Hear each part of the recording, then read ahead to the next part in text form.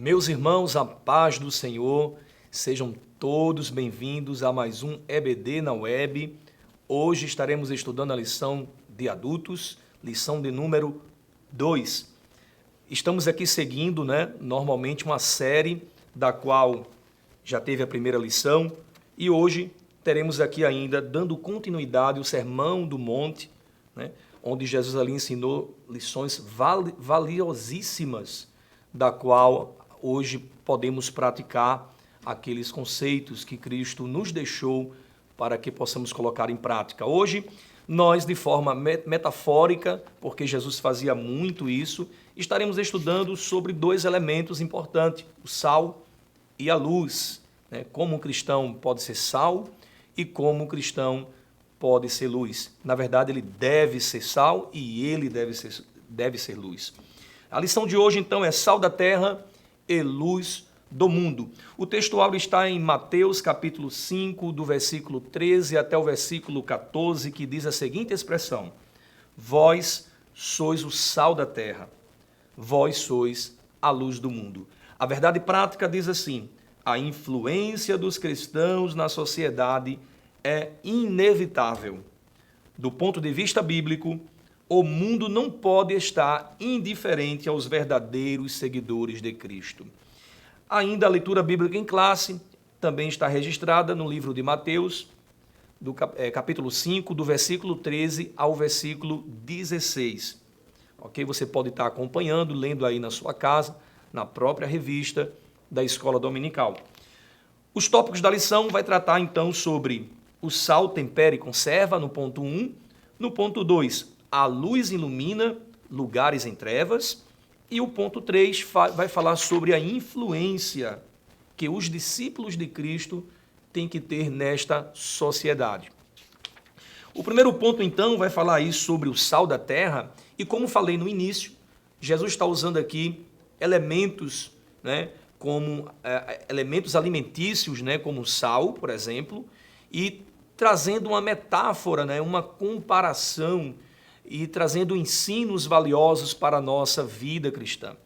Percebemos então que, de forma metafórica, como já falei, Jesus em diversas vezes ensinou de forma metafórica. Podemos citar aqui, por exemplo, quando ele fala, eu sou o alfa e o ômega. Ele está ali fazendo uma linguagem metafórica, fazendo uma comparação, dizendo que ele era o início e o fim. Também, muitas vezes, Jesus disse que ele era o pão da vida, de forma também metafórica, o pão vivo que desceu do céu e diversas outras expressões que vamos encontrar no Novo Testamento. Jesus usava muito esse artifício para ensinar a sua palavra. Vamos começar com o sal. O sal, então, irmãos, ele tem o poder de temperar, o poder de trazer sabor e também o poder de trazer conservação. Quando a gente fala de sabor, a gente vê que a função do sal é, de fato, trazer um sabor. Quando a gente coloca em uma carne, quando a gente coloca em uma comida, sem o sal, irmãos, não dá. Não dá, porque não fica legal, não fica um gosto muito bom. Então, o sal ele dá aquele toque final. Observe que o sal ele é usado na nossa alimentação e, no entanto, quando ele está lá temperando a comida, trazendo um sabor, nós não conseguimos ver o sal. Ele é aquele perfil de não aparecer. O crente é do mesmo jeito. O crente ele tem sabor, ele tem gosto, ele faz a diferença, mas ele não aparece, porque, evidentemente, quem aparece na vida do crente é o Senhor Jesus Cristo. Ok? Então, a função do sal é trazer sabor. E vemos isso que esse sabor tem que ser de forma moderada. Ele não pode ser nem muito e nem pouco. Se colocar muito, vai trazer problemas para a saúde. Se colocar pouco, a gente não vai conseguir comer. Então veja que o sal precisa ser colocado de forma moderada. Com isso aprendemos que a vida do crente ela tem que ser equilibrada, moderada. Não adianta ele querer salgar muito.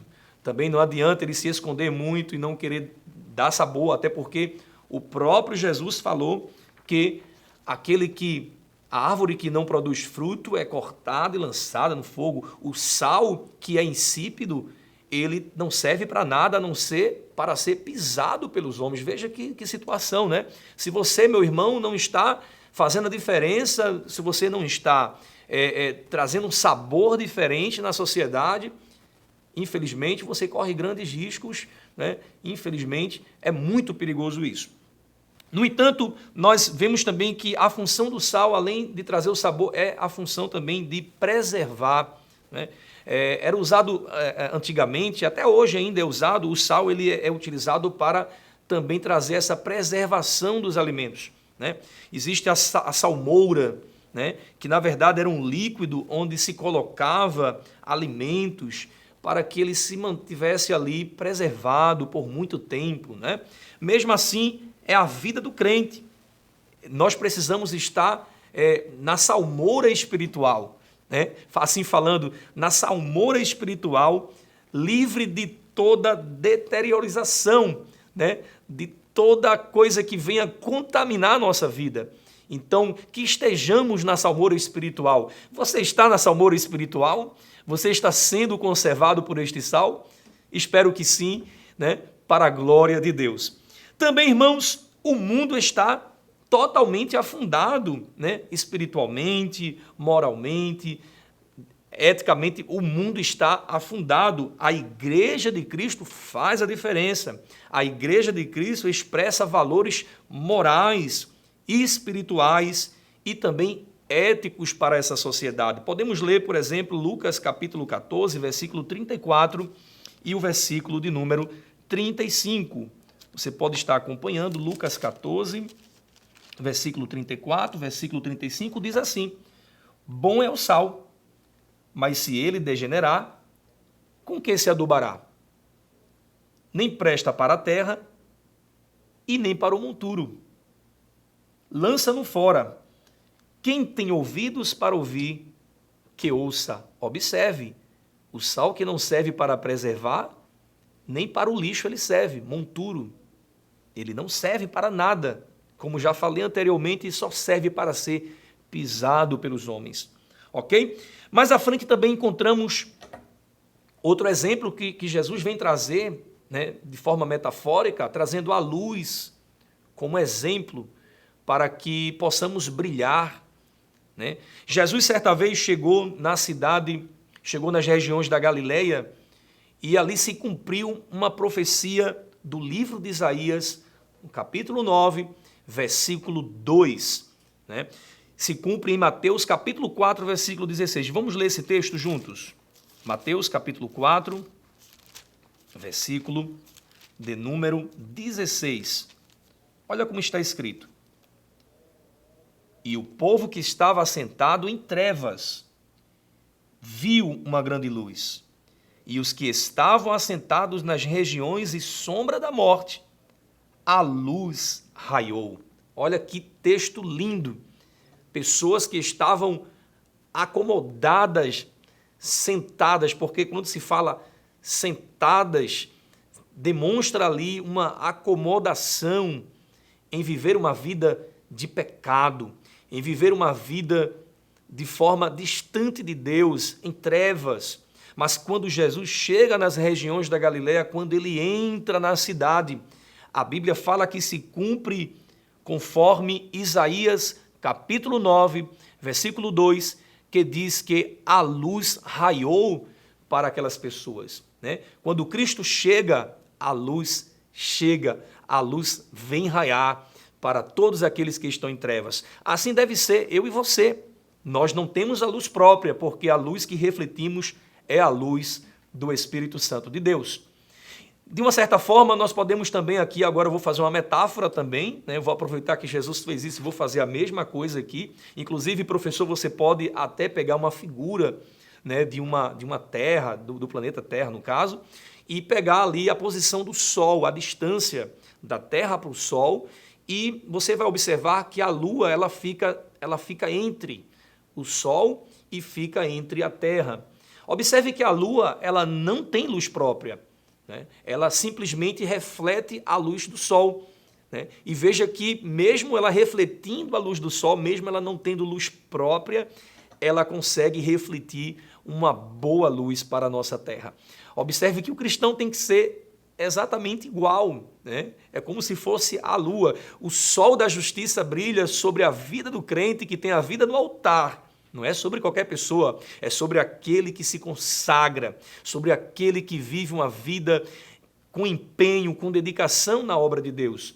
Esse sim recebe a luz do sol da justiça e reflete para que a sociedade receba da parte de Deus também uma experiência nova da parte de Deus, né? Então encontramos essa metáfora que você pode estar aplicando na sua classe e aproveitando ali para até trazer uma dinâmica para a sua aula.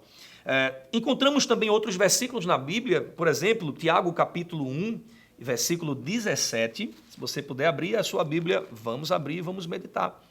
Tiago capítulo 1, versículo de número 17. Olha a seguinte expressão que Tiago fala: toda boa dádiva e todo dom perfeito vem do alto, descendo do Pai das luzes, em que não há mudança nem sombra de variação. Veja que ele traz aqui a luz novamente como um comparativo, trazendo essa característica de Deus, né, de Jesus Cristo. Também encontramos isso no livro de João, no capítulo 1, versículo 4 e o versículo de número 6. Encontramos também João falando sobre Cristo no Evangelho Universal, a seguinte expressão, versículo 4 diz assim: nele estava a vida, e a vida era a luz dos homens. E a luz resplandece nas trevas, e as trevas não compreenderam a luz. Houve um homem enviado de Deus, cujo nome era João. Este veio para testemunho, para que testificasse da luz, para que todos crescem por ele. Né? Veja que João testemunha da luz, mas ele próprio não é a luz, ele testemunha da luz.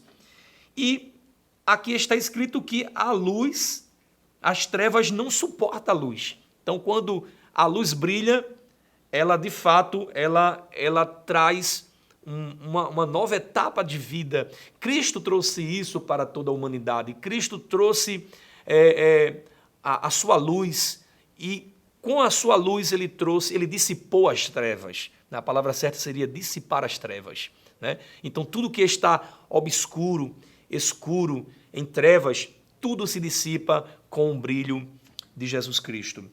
Amém, meus irmãos? Mais à frente também nós encontramos no livro de João, capítulo 15, versículo 8. João, capítulo 15, versículo 8, ainda no mesmo livro, João, capítulo 15, versículo 8, encontramos então a seguinte expressão: nisto é glorificado o meu Pai, que deis muito fruto, e assim sereis os meus discípulos. Aqui então já entramos no ponto 3 da lição, que vem trazer aqui a respeito da influência que os discípulos de Cristo têm que ter.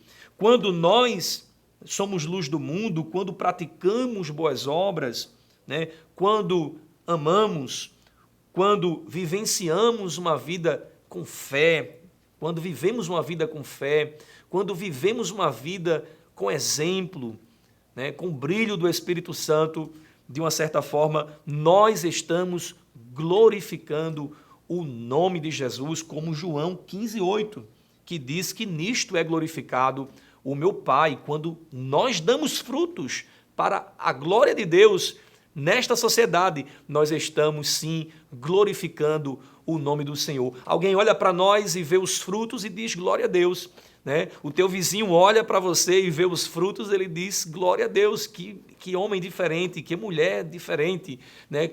Que jovem diferente. Então, quando alguém olha para nós e vê a diferença, esta pessoa com certeza vê a imagem de Cristo refletida em nós através do brilho, através da luz. Mais à frente também, meus irmãos, nós encontramos a referência de que a luz não é própria nossa, né? Eu falei anteriormente sobre isso, a luz não é própria. Observe no livro de Mateus, capítulo 25, versículo 4, que para que houvesse luz, foi necessário ter azeite na botija, né? Azeite, Mateus 25, versículo 4, que aqui está falando sobre o sermão profético, a parábola das 10 virgens, né? Veja ali, versículo 4. Mas as prudentes levaram azeite em suas vasilhas, com as suas lâmpadas. O que fazia a luz ficar acesa, né, clareando, era exatamente o azeite, né? E sabemos muito bem que o azeite na Bíblia significa a presença do Espírito Santo sobre a vida do crente.